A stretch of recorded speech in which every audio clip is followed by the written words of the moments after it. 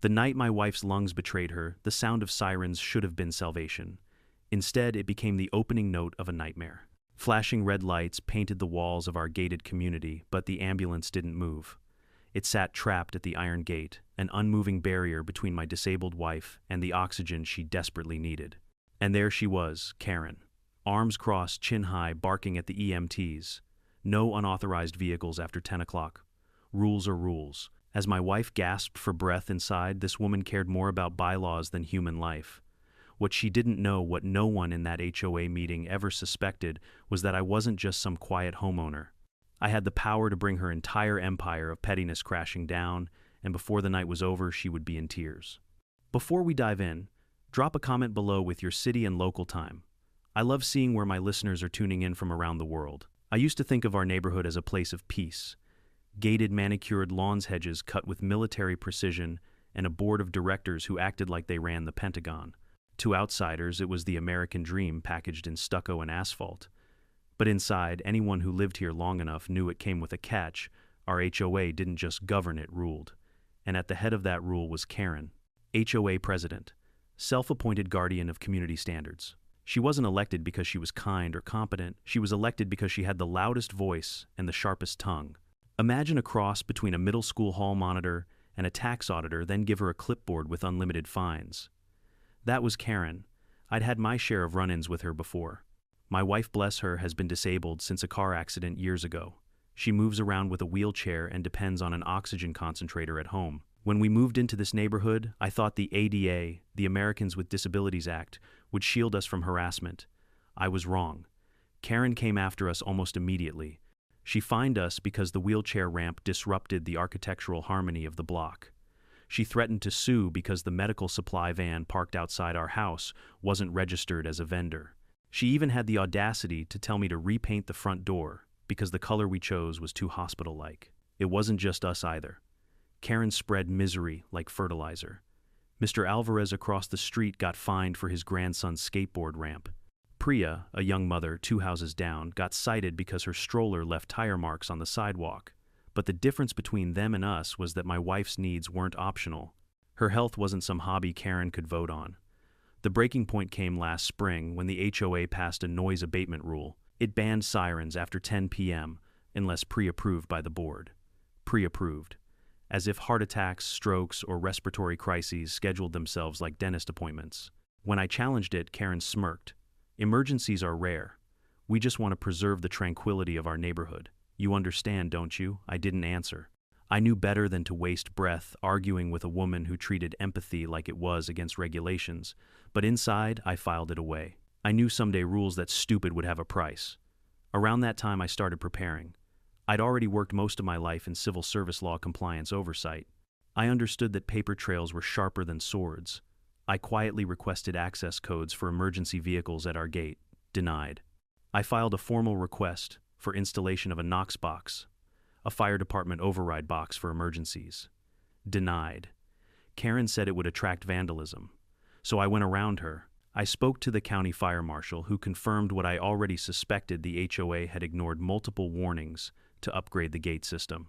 They'd cut corners on maintenance, lied about compliance, and pocketed fees by funneling contracts to Karen's nephew's so-called security company. But here's the thing, I wasn't ready to go nuclear yet. My wife needed peace more than I needed victory. Every day she smiled at me and I could see she was tired. Tired of fighting battles she never asked for. So I played it quiet, biding my time. Let Karen think she'd won. And then came the night of the sirens. That evening had been normal, almost boring. My wife and I had been watching an old movie we liked, the classics. She laughed at the cheesy dialogue, though halfway through I noticed her breathing was shallower than usual. I asked if she was okay. She nodded, told me not to fuss, but I knew better. Her condition could swing from stable to critical in minutes. By 9:30 she was struggling. I checked her oxygen tank half full. She usually managed fine, but something was off. I adjusted the flow, called her doctor, and got told to head straight to the ER. At 10 sharp her chest tightened. Her lips started to pale. I didn't waste a second. I called 911. The dispatcher's calm voice guided me through the steps while paramedics rushed to us. I pulled out the emergency bag, prepped the portable oxygen, and tried to keep my wife awake. Every second dragged like an hour. Finally I heard it, the sound of salvation. Sirens in the distance growing louder, red lights flashing against the living room window. Relief washed over me. They were here. We were safe. But then I realized something was wrong. The lights weren't moving. They stayed fixed at the same spot. I stepped outside and looked down the street. The ambulance was parked at the gate. The paramedics were out of the vehicle, shouting at the guard booth, waving their arms in frustration. And there, standing squarely in front of them like she was defending the Berlin Wall, was Karen. Clipboard in one hand, phone in the other, lips pursed like she was savoring the power of this moment. My heart dropped into my stomach. My wife was gasping for air inside, and the one person who could open that gate was treating this like a board meeting. That's when I realized the HOA wasn't just a nuisance anymore. It was a threat. And if Karen thought for 1 second that I was going to let her bylaws bury my wife, she had no idea who she was dealing with. I don't think people who have never watched a loved one gasp for breath can understand how terrifying silence becomes. Every second that passed, every weak inhale from my wife, was like a countdown clock echoing in my head. And out there at the gate, precious minutes were bleeding away. I bolted back inside, checked the monitor. Her oxygen saturation was plummeting 908783. I tightened the mask, adjusted the flow rate, and prayed the portable unit would buy us enough time. "Hang on, honey," I whispered, trying to steady my own voice. She looked up at me with those tired eyes that had already endured too many battles. I forced a smile, but inside I was shaking. Then I sprinted back outside. The night air was thick with flashing lights. Red and blue strobed across the neat, quiet cul-de-sac, washing over mailboxes and manicured hedges that suddenly looked grotesque in their perfection. The ambulance crew, Nina and Derek the first, would learn their names later, were at the gate pounding on the steel. Their voices carried across the still night. "Open the gate, emergency response," Nina shouted. She held up her radio, speaking into it, then slammed her hand against the keypad. Why isn't this override working? Inside the booth, guard Todd sat frozen like a deer in headlights. He was a part-time college kid, barely 20, hired to check IDs and wave through Amazon deliveries. Now, with 2 EMTs screaming at him and a clipboard queen barking orders at his shoulder, he looked like he'd rather vanish into the concrete. Karen, meanwhile, was in her element. She blocked the gate with her body arms crossed, voice sharp and self-satisfied. "You can't just come barging in here without authorization. Do you have a permit?" "This is private property," Derek snapped back. "Ma'am, this is a medical emergency. We have a patient in respiratory distress." "The law requires immediate access," Karen sneered. "The law requires respect for community bylaws. This gate is for residents and approved vendors only. You should be at the service entrance." I wanted to laugh. Service entrance. At midnight, did she expect the ambulance to take a scenic detour while my wife suffocated, but the bile in my throat wouldn't let me laugh. Instead, I stormed forward. "She's dying in there," I roared, pointing toward our house. "Open the damn gate before you kill her." Karen turned that icy glare on me. "Sir, control yourself. You're escalating the situation. If you continue to harass me or this guard, I'll call the police." "The police," I shot back. "Great, let's add more sirens to your noise complaint. Maybe they'll bring a marching band while we wait." The crowd was growing. Neighbors roused by the sirens peeked from their porches, some clutching robes, some holding phones aloft to record. Mr. Alvarez limped over muttering curses in Spanish. Priya held her baby close, eyes wide with outrage.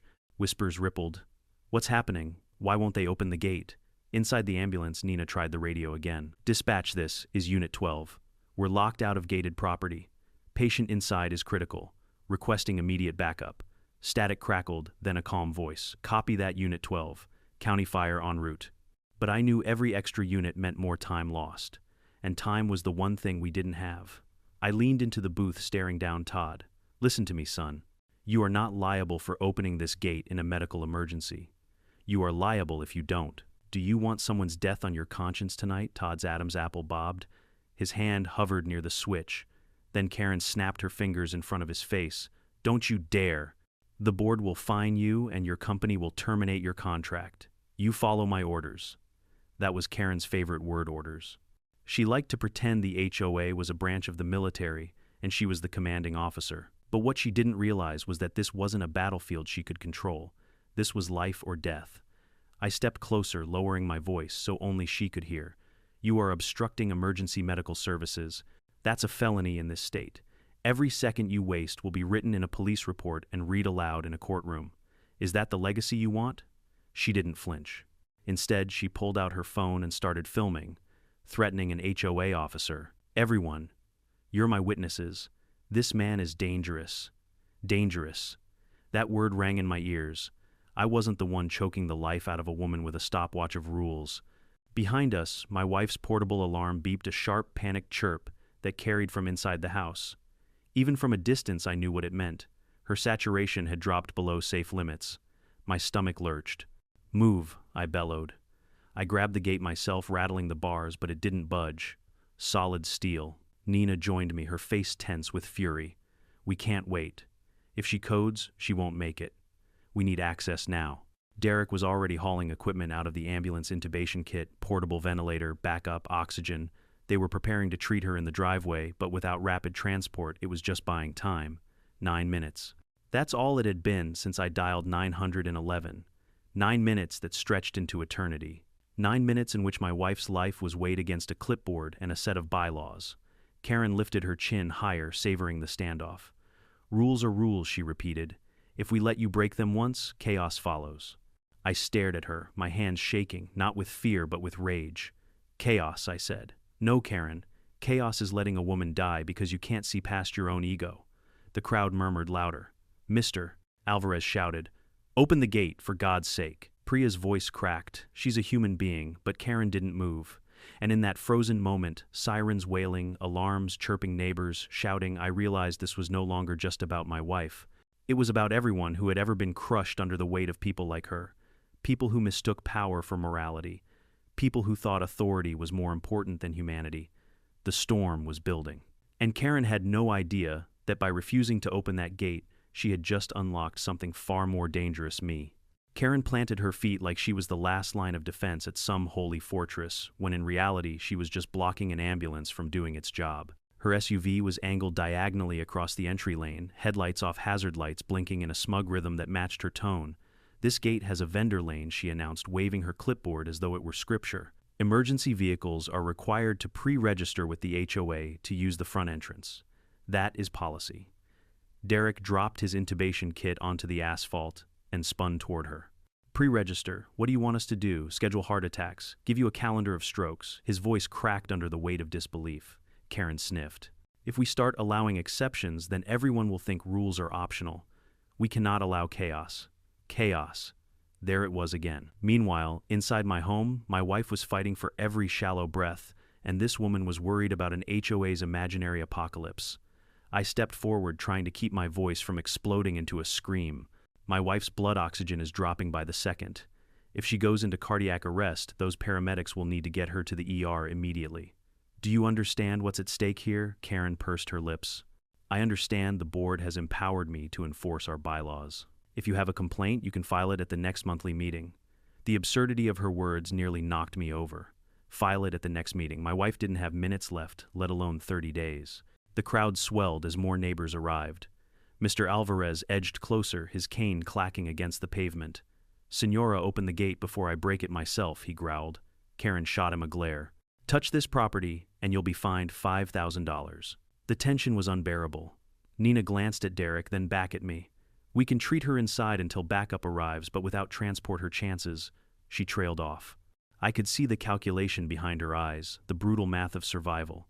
I turned to Todd, the guard, who was practically sinking into his chair. His eyes darted between me and Karen, his hand hovering near the switch that could end this nightmare. "Todd, listen to me," I said, lowering my tone. "This is your chance to be on the right side of history. Open that gate. Do it now." Karen slapped her hand down on his armrest. "Don't you dare. The liability falls on you if you disobey me." "Liability?" I barked. "No, the liability is on you, Karen. You're obstructing emergency medical services. That's not just immoral, it's illegal. You're writing your own criminal record in real time." For the first time, a flicker of doubt crossed her face. But it was fleeting. She raised her phone higher, angling it toward the flashing lights. "I'm documenting everything. This will go straight to the board, and if anyone touches this gate, I'll sue for damages." The arrogance in her voice made the crowd hiss and mutter. Priya shouted, "Damages? What about the damage you're doing to a human life?" Others nodded, their anger boiling over. Derek threw his hands up. "I've had enough of this.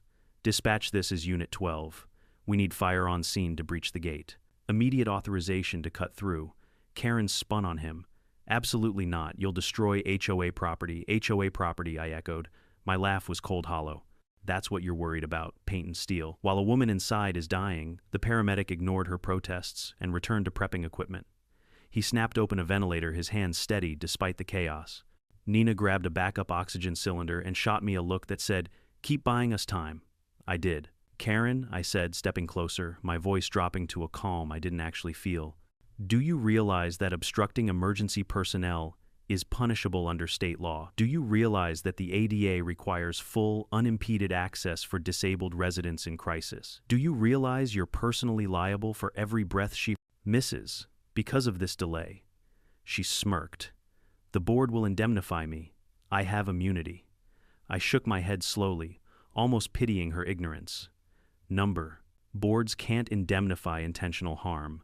This isn't immunity, Karen. This is negligence. This is cruelty. And the law doesn't look kindly on cruelty. Her smirk faltered just slightly.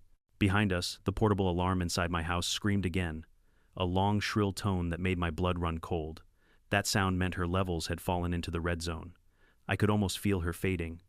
Mr. Alvarez suddenly moved forward, gripping his cane like a crowbar. "Enough talk," he muttered. He wedged it under the edge of the gate, straining with what little strength his 70-year-old frame had left. The steel groaned but held. Karen shrieked, "Stop that! You'll be fined!" The crowd erupted into shouts. Neighbors who'd spent years cowering under Karen's fines finally snapped. They surged forward, pressing against the gate, yelling for it to be opened.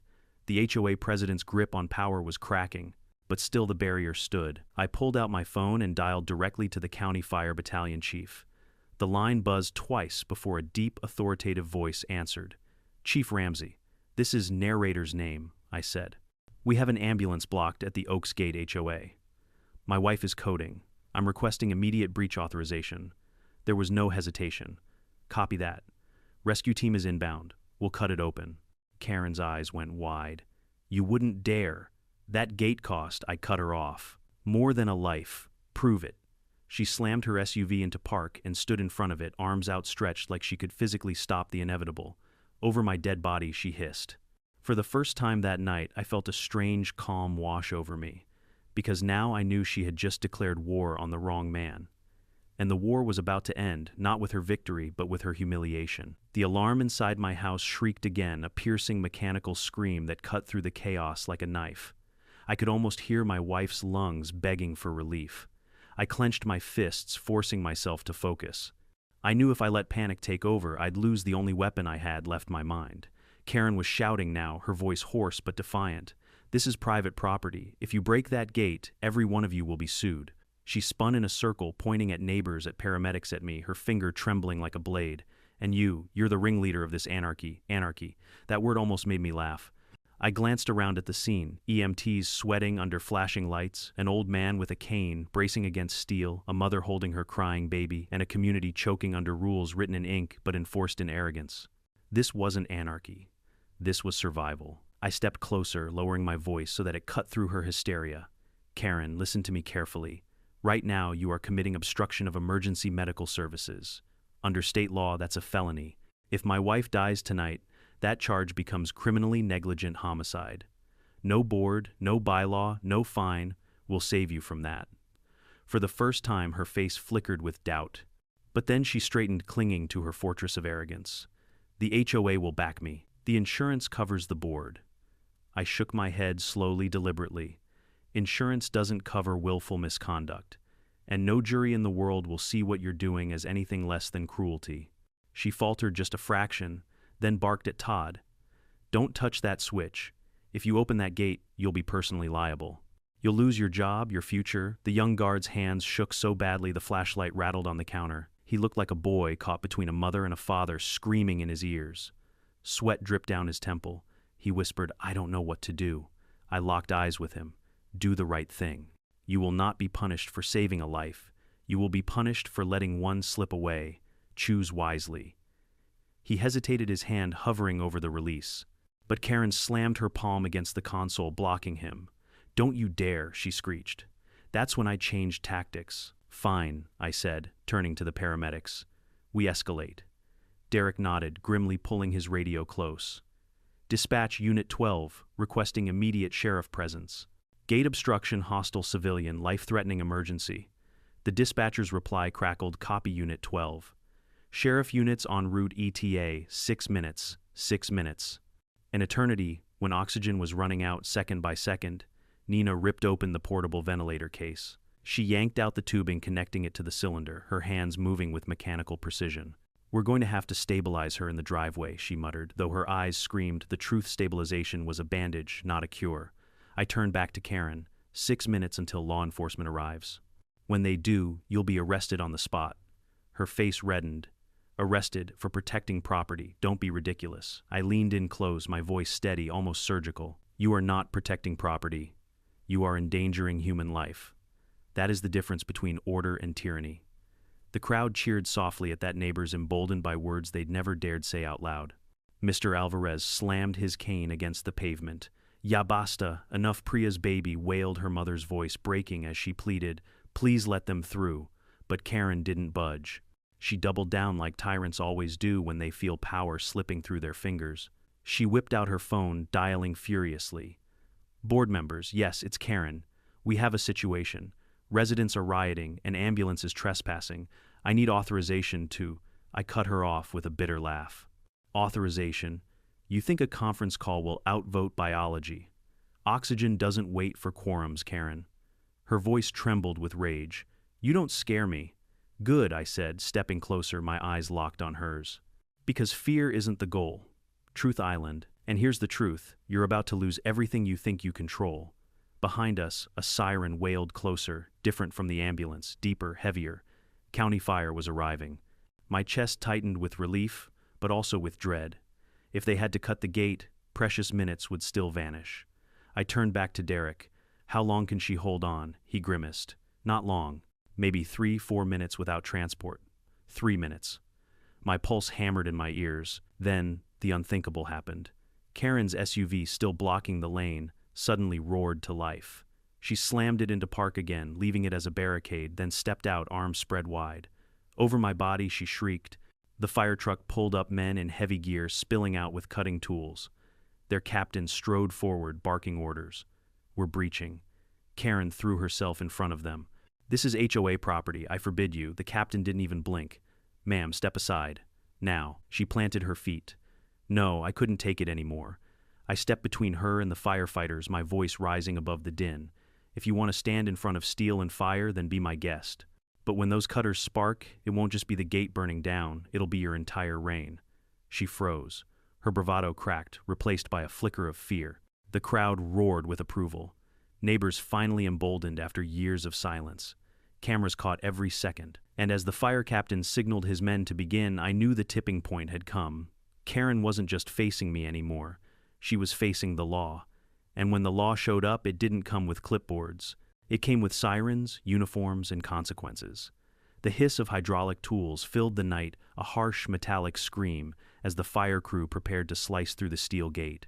Sparks danced off the grinder, tiny meteors bursting against the cold iron. Neighbors gasped, phones raised high, recording every angle of Karen's empire crumbling in real time.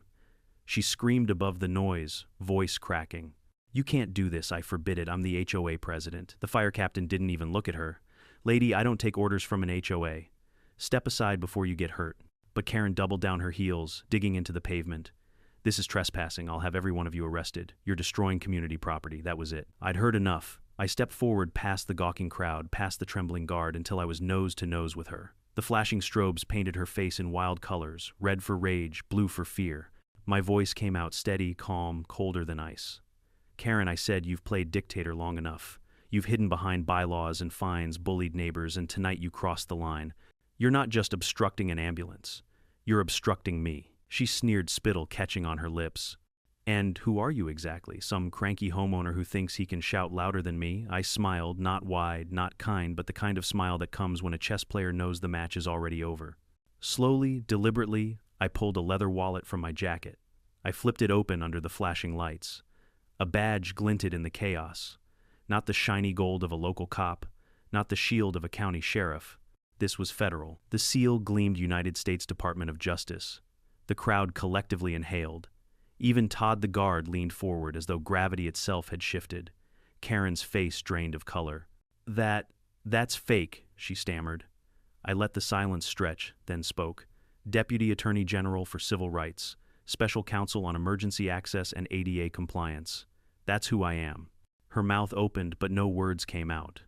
I held her gaze, my voice sharp enough to cut through the air. Do you know what that means? It means I wrote the directive requiring every gated community in this state to provide 24/7 fail-open access for emergency vehicles.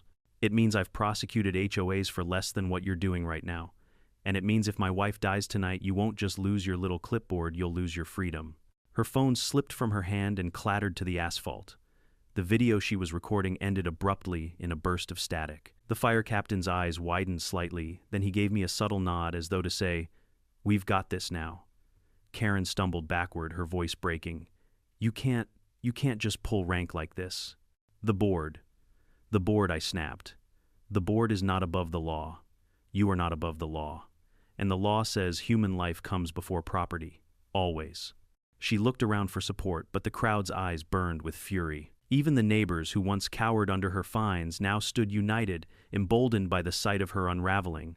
Alvarez raised his cane like a gavel. "Justice at last," he muttered. The sheriff's cruiser screeched into view, lights flashing.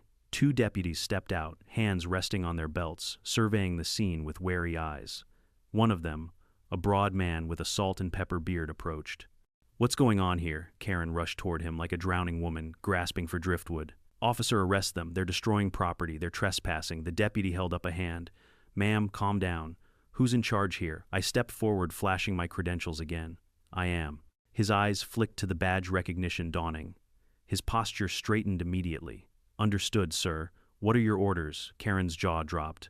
"Orders? You're listening to him. He's just..." The deputy cut her off. "Ma'am, I suggest you keep quiet before you dig yourself into a deeper hole."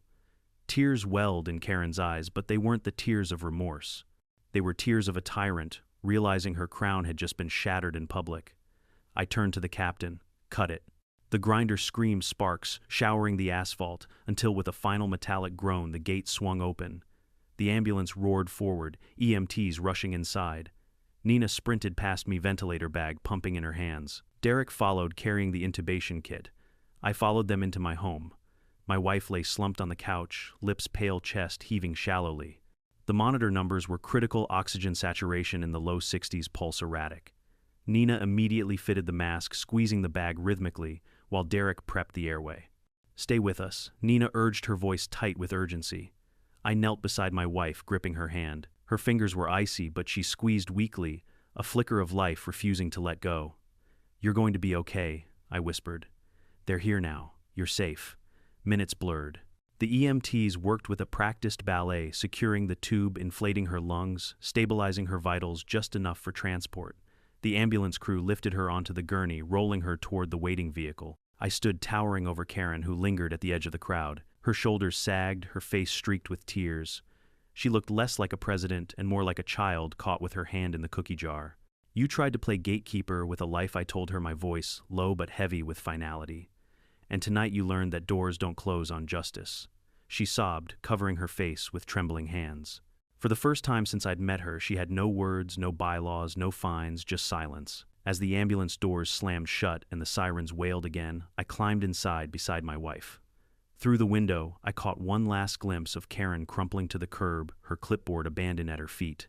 And I thought to myself, sometimes the strongest punishment isn't jail or fines or lawsuits. Sometimes it's the collapse of a tyrant's illusion broadcast live to everyone she once ruled. The ambulance tore down the boulevard, sirens, wailing red light bouncing off every window pane we passed. Inside, I sat strapped into the bench, gripping my wife's hand while Nina monitored her vitals. Derek worked the ventilator with calm precision. The numbers began to stabilize, oxygen creeping back toward the 70s, then 80s. Relief crashed over me in waves, but the anger beneath it burned hotter than ever. When we reached the ER, a team of doctors swept her away. I stood there hollow, watching the gurney vanish through swinging double doors. Nina touched my arm gently. "She's tough," she said. "She's got a fighting chance." I nodded, unable to speak. My throat felt raw.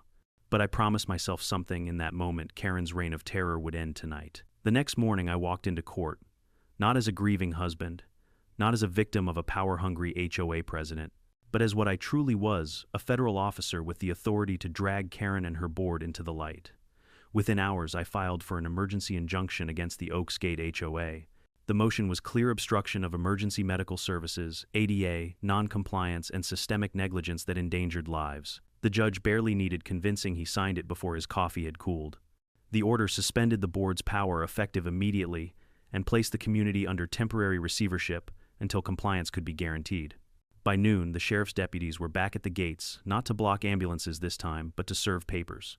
Karen's name was stamped at the top of every page. Word spread like wildfire. Neighbors who once whispered in fear now shouted in fury. Emails leaked internal board correspondence, revealing Karen had ignored repeated warnings from the county fire marshal about the broken Knox box. Worse still, receipts showed her nephew's security company had been billing the HOA thousands for bogus gate repairs. The very system that trapped my wife was a cash cow for her family. When the truth came out, the community erupted. I'll never forget the emergency meeting that night. The clubhouse, usually sterile and half-empty, was packed wall to wall. Residents who'd endured years of her tyranny filled the air with a righteous rage that rattled the chandeliers. Alvarez sat in the front row, cane across his lap like a judge's gavel. Priya bounced her baby on her knee, glaring daggers at the board members squirming under the spotlight. Karen tried to defend herself. Her voice cracked as she claimed, "I was only enforcing policy. I never intended harm." But her excuses drowned beneath a sea of boos. Someone shouted, "You almost killed her," another added. "And for what, a gate contract?" The sheriff's deputy overseeing the meeting raised his hand for order, but he couldn't silence the truth. The people had finally seen the monster behind the mask of bylaws. I stood and addressed them, not as a prosecutor, but as a neighbor. We all wanted peace when we moved here. But peace built on fear isn't peace, it's prison. And last night proved that a single person's obsession with control nearly cost a life. That ends now. The crowd erupted into applause, a thunderous release of years of frustration. For once, I saw unity instead of fear. The court order required 3 things: mandatory ADA compliance. The HOA had to install a 24/7 fail-open gate system with EMS override audited monthly. No exceptions, no excuses. Board restructuring, all current members suspended until a new election overseen by the county. Karen was barred from running. Restitution fines and settlements for residents wronged by fraudulent gate fees. And then there was Karen herself. The DA's office opened an investigation into obstruction and fraud. Her nephew's company folded within a week. Insurance carriers notified the HOA they would cancel coverage unless every violation was corrected immediately. But I didn't stop there. When the judge asked if I sought criminal prosecution, I paused. My instincts screamed for vengeance, but another part of me, perhaps the part my wife loved, chose differently. "Your Honor," I said, "the community has suffered enough. Justice isn't always about jail. Sometimes it's about accountability where it hurts most." So instead of prison, Karen was sentenced to 200 hours of community service at the county rehabilitation hospital. She would spend months pushing wheelchairs, fetching water for patients, and watching the kind of people she once dismissed as inconvenient. The irony was almost poetic. The woman who once complained that ambulances were too loud would now spend her days listening to the steady beep of heart monitors and the hiss of oxygen tanks. As the order was read, Karen's face crumpled. Tears rolled down her cheeks, not the crocodile tears she'd weaponized for years, but real ones raw with humiliation. The clipboard queen had become a servant. Neighbors who'd feared her for so long stood taller that night. Alvarez leaned over to me, whispering, "Justice tastes sweeter than café con leche." Priya smiled, softly rocking her baby. Even Todd the guard approached afterward, thanking me for saving him from being scapegoated. For the first time since moving into Oaks Gate, I felt the weight lift. The streets were quieter, but not in Karen's suffocating way. This quiet was peace, the kind that comes when truth finally breaks chains. At home, my wife was recovering slowly. The doctors said it was a close call, too close. When she was strong enough to speak, she squeezed my hand and whispered, "You saved me." I shook my head. "No," I told her, "you saved me. You gave me the reason to fight." And as I kissed her forehead, I knew the battle with Karen was over. But the war for dignity, for humanity, for the simple right to live without tyranny, that was only just beginning. The HOA scandal might have ended with Karen's community service, but like any rotten structure, the deeper we dug, the more decay we found. The county's audit of Oaks Gate revealed something more sinister than just arrogance. Buried in the financial records was a trail of payments, tens of thousands of dollars in emergency call-out fees, billed to the HOA every time the gate malfunctioned. Except according to maintenance logs, those malfunctions weren't accidents.